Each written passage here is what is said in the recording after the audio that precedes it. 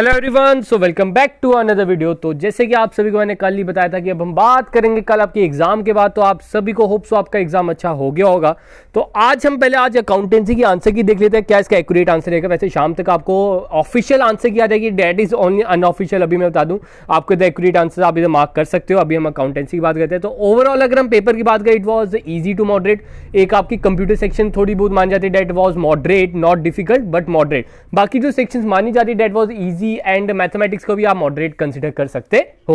तो बात करते हैं अगर अकाउंटेंसी की क्वेश्चंस की, तो क्वेश्चन नंबर 31 से अकाउंटेंसी आपकी स्टार्ट होती है। आप सभी को होता होगा बड़े इजी क्वेश्चन आए थे अकाउंटेंसी में। First one is copyright is a, ठीक है। कॉपीराइट आपका क्या है? कॉपीराइट इज ए एसेट, ठीक है। सबसे पहले हमें एसेट भी पता था, हमें यह भी पता था कि sir copyright is a intangible asset. तो 31 का आंसर था ए ऑप्शन। 32 की बात करें, अगर debit side of profit and loss account है तो इसका मतलब क्या है? मतलब कि पॉजिटिव बैलेंस दिया प्रॉफिट एंड लॉस अकाउंट का, मतलब पॉजिटिव। तो फायदेमंद वाली चीज कौन सी होती है सर? हमारा नेट प्रॉफिट होता है। तो 32 का आंसर क्या रहेगा सर? नेट प्रॉफिट, ठीक है। प्रॉफिट एंड लॉस अकाउंट बोल रहे हैं। Third, dash refer to anything that has economic value, जिसकी इकोनॉमिक वैल्यू होती है। तो इकोनॉमिक वैल्यू किसकी होती है सर? एसेट्स की होती है। तो 33 का आंसर ए ऑप्शन रहेगा। 34, classification under social accounting include, ठीक है। इसमें आपने क्लासिफिकेशन करनी है। तो सोशल अकाउंटिंग के अंदर हम 3 में क्लासिफिकेशन करते हैं, that is income, product and expenditure. तो इसका आंसर रहेगा C option. 35, loss due to fire in factory is recorded in the, ठीक है। आपकी फैक्ट्री में जब लॉस होता है due to fire, it is recorded in the profit and loss statement. आगे बात करते हैं 36, which of the following is correct. ये बड़ी बार आपको मैंने क्वेश्चन कराया, एज इट इज आपको हमारी पीडीएफ में भी मिल जाएगा। तो जो हमारा करेक्ट है इसमें आप देख सकते हो, assets is equal to liability plus capital, ठीक है। इसका भी आंसर क्या रहेगा? C option. बात करते हैं 37 की, unpresented cheque is commonly known as, जो आपका अनप्रेजेंटेड चेक है उसे हम आउटस्टैंडिंग चेक बोलते हैं। ये भी आपको पता है, मैंने कितनी बार वाला क्वेश्चन आपको करा दिया है। As it is question, as it is option मैं कहूंगा आपको हमारी जो पीडीएफ है उसमें मिल जाएगा।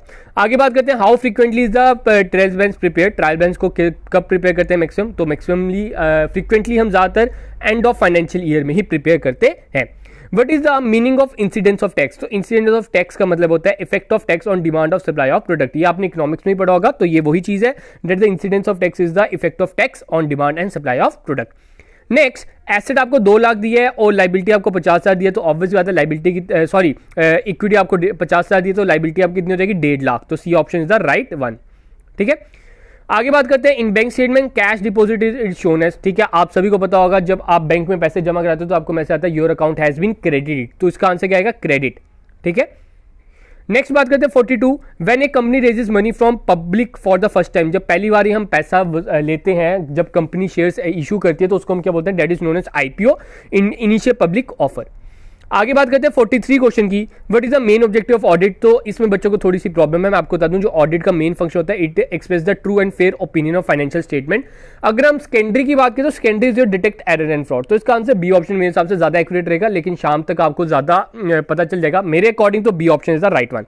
आगे बात करते हैं 44, dash is a documentary evidence of a transaction done, ठीक है। डॉक्यूमेंट्री एविडेंस आप सभी को होता है, दैट इज वाउचर।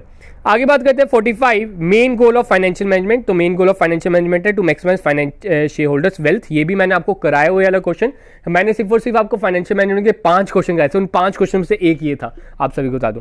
तो आगे बात करते हैं, in which of the following income direct tax is not applicable. तो डायरेक्ट टैक्स किसके ऊपर एप्लीकेबल नहीं है? That is agriculture income. तो आप सभी जैसे पूछे कि सर क्या हमने सेक्शंस वगैरह पढ़नी है, अब आपको क्लियर हो गया होगा कि हाँ सेक्शंस पढ़ने का कोई फायदा नहीं था, आपको सिंपल बेसिक नॉलेज होनी चाहिए। वो जो 5 टॉपिक्स इतने बड़े बड़े थे, बच्चों ने बड़ी बार में से क्वेश्चन पूछा कि क्या सर हम बाकी टॉपिक्स भी पढ़े, इनके अंदर सेक्शंस पढ़े सर, आगे दूसरे चैनल्स वाले बहुत ज्यादा पढ़ा रहे हैं, वो पढ़े कि नहीं पढ़े? आज आपको होप सो क्लियर हो गया होगा कि क्या हमने पढ़ाया और क्या आपको एग्जाम में पूछा गया।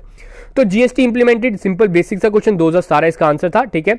आगे बात करते हैं 48, ऑडिट अंडरटेकन, ठीक है। इस क्वेश्चन में मुझे थोड़ा सा डाउट है, ठीक है। मेरे according I think so internal audit इसका सही रहेगा, बाकी आपको शाम तक पता चल जाएगा कि वो फाइनेंशियल कंट्रोल इरेगुलरिटीज को हम कंट्रोल करते हैं in which type of audit, तो इंटरनल ऑडिट में करते हैं। बात करते हैं 49 में, तो in absence of profit sharing ratio, आप सभी को पता है प्रॉफिट शेयरिंग रेशियो जब आपको नहीं पता तो इक्वली दे दो। इन डबल एंट्री सिस्टम, तो डबल एंट्री सिस्टम का क्या रहेगा sir? Recording a transaction and giving its debit and credit entry. Decreasing value intangible assets is known as depreciation. अगर इंटेंजिबल होता है तो इमोर्टाइजेशन आता है, ठीक है। इसका आंसर डी है।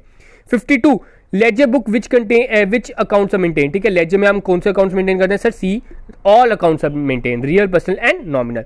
पी एंड क्यू, इस देखो ये क्वेश्चन मैं आपको गारंटी देता हूं, आपको मेरे सिवा और किसी ने नहीं कराया होगा ये क्वेश्चन। मैंने आपको बोला था कि मुझे इनर फीलिंग आ रही है कि ये जो है आपकी प्रॉफिट शेयरिंग रेशियो के ऊपर क्वेश्चन आ सकता है, और मैंने आपको कराए थे रेशियो के ऊपर, तो इधर मैंने ये किया भी हुआ, आप देख सकते हो। तो इसका आंसर 12:8:5 आ जाएगा, ठीक है। तो इसका आंसर क्या है, B option. 54 ledger account is prepared with the help of, ठीक है। लेजर अकाउंट किसकी मदद से बनाया जाता है, दैट इज जर्नल की मदद से, ठीक है। आगे बात करते हैं 55, ठीक है। ओपनिंग कैपिटल है 80,000, क्लोजिंग कैपिटल है 1 लाख, तो प्रॉफिट कितना होगा, ऑब्वियस बात है इन दोनों को माइनस कर दो, प्रॉफिट विल बी एट 20,000।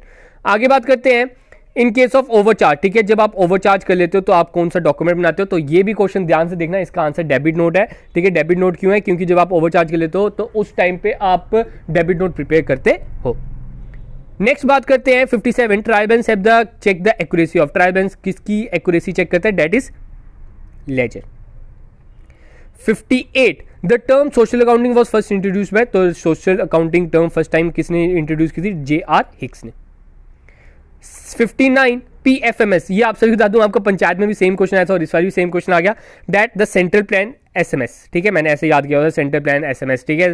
तो इधर से आपका ये आंसर आ जाता है। 60th expense incur to start a business, देखो इस क्वेश्चन में भी डाउट है। देखो क्या था, ये जो expense incur to start a business actually क्या होता है, इनकॉर्पोरेशन ऑफ बिजनेस के ऊपर जो हमने खर्चा किया होता है, that is known as the preliminary expenses. और जो आपका प्रीलिमिनरी एक्सपेंस है वो हमारा फिक्टिशियस एसेट्स का एग्जाम्पल है, तो उधर उसके अकॉर्डिंग आपका आंसर फिक्टिशियस एसेट होना चाहिए। लेकिन अभी तक मुझे इसमें 100% श्योरिटी नहीं है, 90% तक मैं कह सकता हूँ कि इसका आंसर फिक्टिशियस एसेट्स होना चाहिए। बाकी देखो एग्जामिनर ने जो क्वेश्चन डाला है एक्सपेंसेस इंकर टू स्टार्ट ए बिजनेस, हम अगर बाकी ऑप्शंस को देखें हमें ये नहीं लगता कि हाँ फिक्स्ड एसेट्स होगा, करंट एसेट होगा। लाइबिलिटी भी थोड़ा मुश्किल है।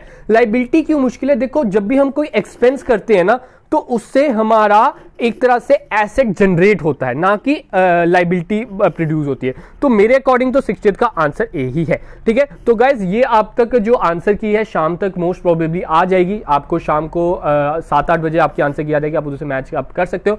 और आप कमेंट में जरूर लिखिएगा कि आपके कितना अटेम्प्ट किया, आपके कितने सही आंसर रहे, आपने किस तरह आपकी जो हमारी वीडियोस आपके लिए बेनिफिशियल रही, वो आप सब कमेंट में जरूर मेंशन कीजिएगा। बाकी आपके साथ जो बाकी सेक्शन है वो भी मैं आपके साथ जल्दी आपके आंसर की में डिस्कस करूंगा। तो गाइस आज के लिए इतना ही, तो मिलते हैं रात को अपनी एनालिसिस वीडियो के बाद, जब आपकी प्रॉपर आंसर की आ जाएगी, जब आप प्रॉपर्ली अपने आप को एनालाइज कर चुके होंगे कि आपका कितना रॉ स्कोर रहा, आपको पता चल जाएगा कि आपका स्कोर आपने कितने करेक्ट किए, कितने इनकरेक्ट किए। तो उसके बाद हम आपके लिए एक प्रॉपर एनालिसिस वीडियो आपके लिए लेके आएंगे। तो गाइस आज के लिए इतना ही, तो मिलते हैं कल अपने नए लेक्चर के साथ।